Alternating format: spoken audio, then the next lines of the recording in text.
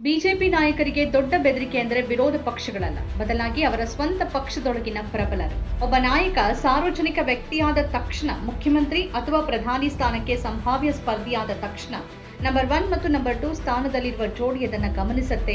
ನಂತರ ನಿಧಾನಗತಿಯ ಪದಚ್ಯುತಿ ಪ್ರಕ್ರಿಯೆ ಶುರುವಾಗುತ್ತೆ. ಕೆಲವೊಮ್ಮೆ ಅವರಿಗೆ ಟಿಕೆಟ್ ನಿರಾಕರಿಸಲಾಗುತ್ತೆ, ಕೆಲವೊಮ್ಮೆ ಅವರ ಸ್ಥಾನದಿಂದ ಅವರನ್ನ ಇಳಿಸಲಾಗುತ್ತೆ, ಕೆಲವೊಮ್ಮೆ ಅವರನ್ನ ದೆಹಲಿಗೆ ಕರೆಸಿಕೊಳ್ಳಲಾಗುತ್ತೆ ಮತ್ತು ಕೆಲವೊಮ್ಮೆ ಅವರನ್ನ ವಿವಾದಗಳಲ್ಲಿ ಸಿಲುಕಿಸುವ ಮೂಲಕ ಅವರು ಬೆಳೆಯೋದನ್ನ ತಪ್ಪಿಸಲಾಗುತ್ತೆ. ಮಧ್ಯಪ್ರದೇಶದಲ್ಲೂ ಈಗ ಹೀಗೆ ಆಗಿದೆ. ಪ್ರಮುಖ ಬಿಜೆಪಿ ನಾಯಕ ನರೋತ್ತಮ್ ಮಿಶ್ರಾ ಅವರಿಗೆ ದಾತಿಯಾ ಉಪಚುನಾವಣೆಯ ಟಿಕೆಟ್ ನಿರಾಕರಿಸಲಾಗಿದೆ. 6 ಬಾರಿ ಶಾಸಕರಾಗಿದ್ದ ನರೋತ್ತಮ್ ಮಿಶ್ರಾ ಮಧ್ಯಪ್ರದೇಶದ ಅತ್ಯಂತ ಪ್ರಭಾವಿ ಬಿಜೆಪಿ ನಾಯಕರಲ್ಲಿ ಒಬ್ಬರು. ಕಮಲ್ನಾಥ್ ಸರ್ಕಾರದ ಪತನಕ್ಕೆ ಕಾರಣವಾದ 2020ರ ರಾಜಕೀಯ ಬೆಳವಣಿಗೆಯಲ್ಲಿ ಅವರ ಪಾತ್ರ ಮಹತ್ವದ್ದಾಗಿತ್ತು. ಜ್ಯೋತಿರಾದಿತ್ಯ ಸಿಂಧ್ಯಾ ಅವರೊಂದಿಗೆ ಹಲವಾರು ಬಂಡಾಯ ಕಾಂಗ್ರೆಸ್ ಶಾಸಕರು ಬಿಜೆಪಿಗೆ ಸೇರಿದ್ದರಿಂದ ಆಗ ಕಮಲ್ನಾಥ್ ಅವರ ಸರ್ಕಾರ ಪತನವಾಗಿತ್ತು. ಕಾಂಗ್ರೆಸ್ನಲ್ಲಿ ಒಡಕು ಮೂಡಿಸಿ ಶಾಸಕರನ್ನ ಸೆಳೆಯುವ ಪಿತೂರಿಯಲ್ಲಿ ನರೋತ್ತಮ್ ಮಿಶ್ರಾ ಪ್ರಮುಖ ಪಾತ್ರ ವಹಿಸಿದ್ದಾರೆ ಅಂತ ಹೇಳಲಾಗುತ್ತೆ. ಈ ಬೆಳವಣಿಗೆಯ ನಂತರ ಅವರನ್ನ ಮುಖ್ಯಮಂತ್ರಿ ಸ್ಥಾನಕ್ಕೆ ಸ್ಪರ್ಧಿ ಅಂತ ಪರಿಗಣಿಸಲಾಗಿತ್ತು. ಆದರೆ ಶಿವರಾಜ್ ಸಿಂಗ್ ಚೌಹಾಣ್ ಸಿಎಂ ಆದರು. ಈಗ 6 ವರ್ಷಗಳ ನಂತರ ಅದೇ ನರೋತ್ತಮ್ ಮಿಶ್ರಾ ಅವರು ಬಿಜೆಪಿಗೆ ಬೇಡವಾದಂತಿದೆ. ಅವರಿಗೆ ದಾತಿಯಾ ಉಪಚುನಾವಣೆ ಟಿಕೆಟ್ ನಿರಾಕರಿಸಲಾಗಿದೆ. ನರೋತ್ತಮ್ ಮಿಶ್ರಾ ಅವರು ಮಧ್ಯಪ್ರದೇಶ ರಾಜಕೀಯದಲ್ಲಿ ಪ್ರಮುಖ ವ್ಯಕ್ತಿ. 1990ರಲ್ಲಿ ಗ್ವಾಲಿಯರ್ನ ಡಾಬರಾ ಕ್ಷೇತ್ರದಿಂದ ತಮ್ಮ ರಾಜಕೀಯ ಜೀವನ ಪ್ರಾರಂಭಿಸಿದರು. ಕ್ಷೇತ್ರ ಪುನರ್ವಿಂಗಡಣೆ ನಂತರ ದಾತಿಯಾ ಕ್ಷೇತ್ರ ಅವರ ಭದ್ರಕೋಟೆ ಆಯಿತು. 2008, 2013 ಮತ್ತು 2018ರಲ್ಲಿ ಸತತ 3 ಚುನಾವಣೆಗಳಲ್ಲಿ ಅಲ್ಲಿಂದ ಗೆದ್ರು ಮತ್ತು ಅವರು ಒಟ್ಟು 6 ಅವಧಿಗೆ ಶಾಸಕರಾಗಿದ್ದಾರೆ. ಶಿಕ್ಷಣ, ಆರೋಗ್ಯ, ನಗರ ಆಡಳಿತ, ಕಾನೂನು ಮತ್ತು ಸಂಸದೀಯ ವ್ಯವಹಾರಗಳು ಸೇರಿದಂತೆ ವಿವಿಧ ಖಾತೆಗಳನ್ನು ನಿರ್ವಹಿಸಿದ್ದಾರೆ. 2020ರಿಂದ 2023ರವರೆಗೆ ಅವರು ಮಧ್ಯಪ್ರದೇಶದ ಗೃಹ ಸಚಿವರಾಗಿದ್ದರು. ಆ ಸಮಯದಲ್ಲಿ ಅವರು ಸಂಪುಟದಲ್ಲಿ ಅತ್ಯಂತ ಶಕ್ತಿಶಾಲಿ ವ್ಯಕ್ತಿಗಳಲ್ಲಿ ಒಬ್ಬರಾಗಿದ್ದರು. ಗೃಹ ಸಚಿವರಾದ ತಕ್ಷಣ ಅವರು ಆದಿತ್ಯನಾಥ್ ಸರ್ಕಾರದ ಮಾದರಿಯಲ್ಲಿ ಮಧ್ಯಪ್ರದೇಶದಲ್ಲಿ ಬುಲ್ಡೋಸರ್ ಕಾರ್ಯಾಚರಣೆ ಪ್ರಾರಂಭಿಸಿದರು. ಗ್ಯಾಂಗ್ಸ್ಟರ್ ವಿಕಾಸ್ ದುಬೆ ಎನ್ಕೌಂಟರ್ನಲ್ಲೂ ಅವರ ಪಾತ್ರ ಇದೆ ಅಂತ ಹೇಳಲಾಗಿತ್ತು. ಶಾರುಖ್ ಖಾನ್ ಅವರ ಪಠಾಣ್ ಚಿತ್ರದ ಹಾಡಲ್ಲಿ ದೀಪಿಕಾ ಪಡುಕೋಣೆ ಅವರ ಉಡುಪಿನ ಬಗ್ಗೆ ಆಕ್ಷೇಪಿಸಿ ಅವರು ನೀಡಿದ್ದ ಹೇಳಿಕೆ ದೊಡ್ಡ ವಿವಾದ ಎಬ್ಬಿಸಿತ್ತು. ಮಧ್ಯಪ್ರದೇಶದಲ್ಲಿ ಆ ಚಿತ್ರವನ್ನ ನಿಷೇಧ ಮಾಡುವುದಾಗಿ ಬೆದರಿಕೆ ಹಾಕಿದ್ರು. ಹಾಗೆಯೇ ಪ್ರಭಾಸ್ ಅವರ ಆದಿಪುರುಷ ಚಿತ್ರದ ಟೀಸರ್ನಲ್ಲಿ ಹನುಮಂತನ ನೋಟ ಮತ್ತು ಚರ್ಮದ ಉಡುಪುಗಳನ್ನ ಆಕ್ಷೇಪಿಸಿ ನಿರ್ದೇಶಕ ಓಂ ರಾವತ್ಗೆ ಪತ್ರ ಬರೆದಿದ್ರು. ನರೋತ್ತಮ್ ಮಿಶ್ರಾ ನಿರಂತರವಾಗಿ ಸುದ್ದಿಯಲ್ಲಿರೋದು ಇಂಥದ್ದೇ ಕಾರಣಗಳಿಗೆ. ಕಡೆಗೆ 2023ರ ಜನವರಿಯಲ್ಲಿ ಬಿಜೆಪಿಯ ರಾಷ್ಟ್ರೀಯ ಕಾರ್ಯಕಾರಿಣಿ ಸಭೆಯಲ್ಲಿ ಪ್ರಧಾನಿ ಮೋದಿ ಸ್ವತಃ ಚಲನಚಿತ್ರಗಳು ಮತ್ತು ಕಲಾವಿದರ ಬಗ್ಗೆ ಅನಗತ್ಯ ಹೇಳಿಕೆಗಳನ್ನು ನೀಡದಂತೆ ಪಕ್ಷದ ನಾಯಕರಿಗೆ ಹೇಳಬೇಕಾಯಿತು. ಅದು ನಿರ್ದಿಷ್ಟವಾಗಿ ಮಧ್ಯಪ್ರದೇಶದ ಆಗಿನ ಗೃಹ ಸಚಿವ ನರೋತ್ತಮ್ ಮಿಶ್ರಾ ಅವರನ್ನ ಉದ್ದೇಶಿಸಿತ್ತು ಅನ್ನೋದು ಸ್ಪಷ್ಟ. 2023ರ ವಿಧಾನಸಭೆ ಚುನಾವಣೆಯಲ್ಲಿ ನರೋತ್ತಮ್ ಮಿಶ್ರಾ ಅವರು ದಾತಿಯಾ ಕ್ಷೇತ್ರದಲ್ಲಿ ಸೋತರು. ಅಂದಿನಿಂದ ಅವರು ಅಧಿಕಾರದಿಂದ ಹೊರಗಿದ್ದಾರೆ. ಈಗ ದಾತಿಯಾ ಸ್ಥಾನಕ್ಕೆ ಜುಲೈ 30ರಂದು ಉಪಚುನಾವಣೆ ನಡೆಯಲಿದ್ದು, ಇಲ್ಲಿ ಬಿಜೆಪಿ ಅವರಿಗೆ ಟಿಕೆಟ್ ನಿರಾಕರಿಸುವ ಮೂಲಕ ಮತ್ತೊಂದು ಹೊಡೆತ ನೀಡಿದೆ. ಟಿಕೆಟ್ ಅನ್ನ ಅಶುತೋಷ್ ತಿವಾರಿ ಅವರಿಗೆ ನೀಡಲಾಗಿದೆ. ನರೋತ್ತಮ್ ಮಿಶ್ರಾ ಇದನ್ನ ಪಕ್ಷದ ನಿರ್ಧಾರ ಅಂತ ಸಾರ್ವಜನಿಕವಾಗಿ ಒಪ್ಪಿಕೊಂಡ್ರು. ಆದರೆ ಅವರ ಬೆಂಬಲಿಗರು ಭಾರೀ ಗದ್ದಲ ಸೃಷ್ಟಿ ಮಾಡಿದ್ರು.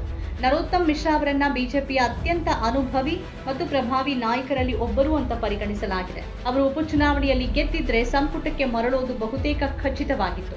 ಇದಲ್ಲದೆ ಅವರು ಮುಖ್ಯಮಂತ್ರಿ ಹುದ್ದೆಗೆ ಸ್ಪರ್ಧಿಯಾಗುವ ಸಾಧ್ಯತೆ ಇತ್ತು. ಈ ಭಯ ಮುಖ್ಯಮಂತ್ರಿ ಮೋಹನ್ ಯಾದವ್ ಸೇರಿದಂತೆ ಭೋಪಾಲ್ನ ಎಲ್ಲ ಹಿರಿಯ ನಾಯಕರಲ್ಲಿ ಇದೆ ಅಂತ ಹೇಳಲಾಗುತ್ತೆ. ಆದ್ರಿಂದ ಒಂದು ತಂತ್ರವಾಗಿ ಒಮ್ಮೆ ಚುನಾವಣೆಯಲ್ಲಿ ಸೋತ ನಾಯಕನನ್ನ ಮುಖ್ಯವಾಹಿನಿಯ ರಾಜಕೀಯದಿಂದ ಹೊರಗಿಡಬೇಕು ಅಂತ ನಿರ್ಧರಿಸಲಾಯಿತು. ಇದು ಬಿಜೆಪಿಯ ದೆಹಲಿ ನಾಯಕರ ಸಮ್ಮತಿಯೊಂದಿಗೆ ತೆಗೆದುಕೊಳ್ಳಲಾಗಿರುವ ನಿರ್ಧಾರ. ಕಳೆದ ಕೆಲವು ವರ್ಷಗಳಲ್ಲಿ ಬಿಜೆಪಿಯ ಒಳಗೆ ಇಂತಹ ಮಾದರಿ ಮತ್ತೆ ಮತ್ತೆ ಕಂಡಿದೆ. ಪಕ್ಷದಲ್ಲಿ ಯಾವುದೇ ನಾಯಕರು ಶಾಶ್ವತವಾಗಿ ಸೇಫ್ ಅಲ್ಲ ಅನ್ನೋ ಸಂದೇಶವನ್ನ ಇದು ರವಾನಿಸುತ್ತೆ. ಇದಕ್ಕೆ ಅತ್ಯಂತ ಗಮನಾರ್ಹ ಉದಾಹರಣೆ ಅಂತಂದ್ರೆ 2024ರ ಲೋಕಸಭೆ ಚುನಾವಣೆಯಲ್ಲಿ ವರುಣ್ ಗಾಂಧಿ ಅವರಿಗೆ ಟಿಕೆಟ್ ನಿರಾಕರಿಸಲಾಯಿತು ಅನ್ನೋದು. 1996ರಿಂದ ಮನೇಕಾ ಗಾಂಧಿ ಮತ್ತು ಅವರ ಮಗ ವರುಣ್ ಗಾಂಧಿ ಅವರು ಹೊಂದಿರುವ ಪಿಲಿಭಿತ್ ಸ್ಥಾನವನ್ನ 3 ಬಾರಿಯ ಸಂಸದ ಮತ್ತು ಬಿಜೆಪಿಯ ಮಾಜಿ ರಾಷ್ಟ್ರೀಯ ಪ್ರಧಾನ ಕಾರ್ಯದರ್ಶಿ ವರುಣ್ ಗಾಂಧಿ ಅವರಿಗೆ ನಿರಾಕರಿಸಲಾಯಿತು. ಹಾಗೆಯೇ ದೇಶದ ಮಾಜಿ ಸೇನಾ ಮುಖ್ಯಸ್ಥ, ಮಾಜಿ ಕೇಂದ್ರ ಸಚಿವ ಮತ್ತು ಗಾಜಿಯಾಬಾದ್ನ ಸಂಸದ ವಿಕೆ ಸಿಂಗ್ ಅವರಿಗೆ 2024ರ ಲೋಕಸಭೆ ಚುನಾವಣೆಯಲ್ಲಿ ಟಿಕೆಟ್ ನಿರಾಕರಿಸಲಾಯಿತು. ಮಿಲಿಟರಿ ಹಿನ್ನೆಲೆ ಅಥವಾ ಕೇಂದ್ರ ಸಚಿವರ ಸ್ಥಾನಮಾನ ಟಿಕೆಟ್ ಅನ್ನ ಖಾತ್ರಿಪಡಿಸೋದಿಲ್ಲ ಅಂತ ಇದು ತೋರಿಸುತ್ತೆ.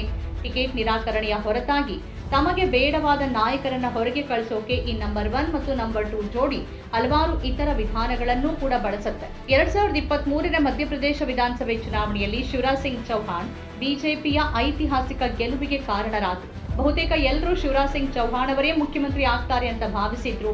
ಆದರೆ ಮೋಹನ್ ಯಾದವ್ ಅವರನ್ನ ಸಿಎಂ ಸ್ಥಾನಕ್ಕೆ ಆಯ್ಕೆ ಮಾಡಲಾಯಿತು ಮತ್ತು ಮರು ವರ್ಷ ಲೋಕಸಭೆ ಚುನಾವಣೆಯಲ್ಲಿ ಗೆದ್ದ ನಂತರ ಶಿವರಾಜ್ ಸಿಂಗ್ ಚೌಹಾಣ್ ಅವರನ್ನ ಕೇಂದ್ರದಲ್ಲಿ ಕೃಷಿ ಸಚಿವರನ್ನಾಗಿ ನೇಮಿಸಲಾಯಿತು. ರಾಜಸ್ಥಾನದಲ್ಲಿ 2 ಬಾರಿ ಮುಖ್ಯಮಂತ್ರಿ ಮತ್ತು ಪಕ್ಷದ ಪ್ರಮುಖ ವ್ಯಕ್ತಿಯಾಗಿದ್ದ ವಸುಂಧರಾ ರಾಜೆ ಅವರಿಗೆ 2023ರ ಚುನಾವಣೆಯಲ್ಲಿ ಗೆದ್ರೂ ಸಿಎಂ ಹುದ್ದೆಯನ್ನ ನಿರಾಕರಿಸಲಾಯಿತು. ಒಂದು ಕಾಲದಲ್ಲಿ ಬಿಜೆಪಿಯ ಮುಂದಿನ ಪ್ರಧಾನಿ ಹುದ್ದೆಗೆ ಸ್ಪರ್ಧಿಯಾಗಿ ಪರಿಗಣಿಸಲಾಗಿದ್ದ ನಿತಿನ್ ಗಡ್ಕರಿ ಈಗ ಎಥೆನಾಲ್ ಬಿಕ್ಕಟ್ಟಿನಲ್ಲಿ ಮುಳುಗಿದ್ದಾರೆ. ಕುತೂಹಲಕಾರಿ ಸಂಗತಿ ಅಂತಂದ್ರೆ ಹರ್ದೀಪ್ ಪುರಿ ನೇತೃತ್ವದ ಪೆಟ್ರೋಲಿಯಂ ಇಲಾಖೆ ಎಥೆನಾಲ್ ನಿರ್ಧಾರದ ಹಿಂದಿದೆ, ಆದರೆ ಗಡ್ಕರಿ ಗುರಿಯಾಗಿದ್ದಾರೆ. ಹಿಮಂತ ಬಿಸ್ವ ಶರ್ಮಾ ಕಥೆನೂ ಅಲ್ಲಿಗೆ ಬರೋಕಾರಂಭಿಸಿದೆ. ಪಕ್ಷದಲ್ಲಿ ಯಾರ ಸ್ಥಾನಮಾನ ಹೆಚ್ಚತ್ತೋ ಅವರ ಮೇಲೆ ಕೇಂದ್ರ ನಾಯಕತ್ವ ಒಂದು ಕಣ್ಣಿಡತ್ತೆ ಮತ್ತು ಯಾವಾಗ ಬೇಕಾದ್ರೂ ಅವರು ಆ ಕೆಂಗಣ್ಣಿಗೆ ತುತ್ತಾಗಬಹುದು. ಈಗ ಮುಂದಿನ ವರ್ಷ ಉತ್ತರ ಪ್ರದೇಶದಲ್ಲಿ ಚುನಾವಣೆ ನಡೆಯಲಿರುವ ಹೊತ್ತಲ್ಲಿ ಆದಿತ್ಯನಾಥ್ ಕೂಡ ಗುರಿಯಾಗುವ ಸಾಧ್ಯತೆ ಇದೆ.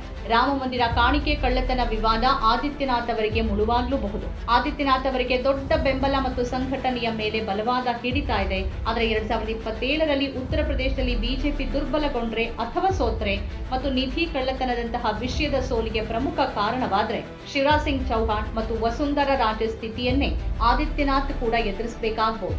ಬಿಜೆಪಿಯಲ್ಲಿ ನಾಯಕನ ಸ್ಥಾನಮಾನ, ಜನಪ್ರಿಯತೆ ಮತ್ತು ರಾಜಕೀಯ ಪ್ರಭಾವ ಕೇಂದ್ರ ನಾಯಕತ್ವದ ನಿರ್ಧಾರಗಳ ಮೇಲೆ ಪ್ರಭಾವ ಬೀರತ್ತಾ ಅಂತ ನೋಡಿದ್ರೆ ಇಲ್ಲ ಅಂತಾನೆ ಅನ್ಸುತ್ತೆ. ಹಲವು ಬಾರಿ ಮುಖ್ಯಮಂತ್ರಿ, ಕೇಂದ್ರ ಸಚಿವ, ಮಾಜಿ ಸೇನಾ ಮುಖ್ಯಸ್ಥ ಅಥವಾ ಹಲವು ಅವಧಿಯ ಶಾಸಕ, ಲಕ್ಷಾಂತರ ಜನರ ಬೃಹತ್ ಬೆಂಬಲ ಹೊಂದಿರುವ ವ್ಯಕ್ತಿಯಾಗಿದ್ದರೂ ಬಿಜೆಪಿಯಲ್ಲಿ ಅಂತಿಮ ನಿರ್ಧಾರ ತೆಗೆದುಕೊಳ್ಳೋದೇ ಅದೇ 2 ನಾಯಕರ ಜೋಡಿ. ನಮ್ಮ ಕಾರ್ಯಕ್ರಮಗಳನ್ನು ನೀವು ನೋಡ್ತಾ ಇದ್ರೆ ನಮ್ಮ ಚಾನೆಲ್ ಅನ್ನ ಸಬ್ಸ್ಕ್ರೈಬ್ ಮಾಡಿ, ಪಕ್ಕದ ಬೆಲ್ ಐಕಾನ್ ಒತ್ತಿ ನಮ್ಮನ್ನ ಬೆಂಬಲಿಸಿ. ಹಾಗೆ ನಮ್ಮ ಕಾರ್ಯಕ್ರಮಗಳನ್ನ ಲೈಕ್ ಮಾಡಿ, ಕಮೆಂಟ್ ಮಾಡಿ, ಅದನ್ನ ಬೇರೆಯವರಿಗೂ ವಾಟ್ಸ್ಆಪ್ ಮೂಲಕ ಶೇರ್ ಮಾಡಿ. ನೀವು ಹೀಗೆ ಮಾಡಿದಾಗ ನಮ್ಮ ಚಾನೆಲ್ ಇನ್ನಷ್ಟು ಮತ್ತಷ್ಟು ಜನರಿಗೆ ತಲುಪಲು ನೀವು ನಮ್ಮೊಂದಿಗೆ ಸಹಕರಿಸಿದ ಹಾಗಾಗುತ್ತೆ. ಇದು ನೀವು ಯಾವುದೇ ಖರ್ಚಿಲ್ಲದೆ ಕೆಲವೇ ಸೆಕೆಂಡುಗಳಲ್ಲಿ ನೀಡಬಹುದಾದ ಸಹಕಾರ. ಧನ್ಯವಾದಗಳು.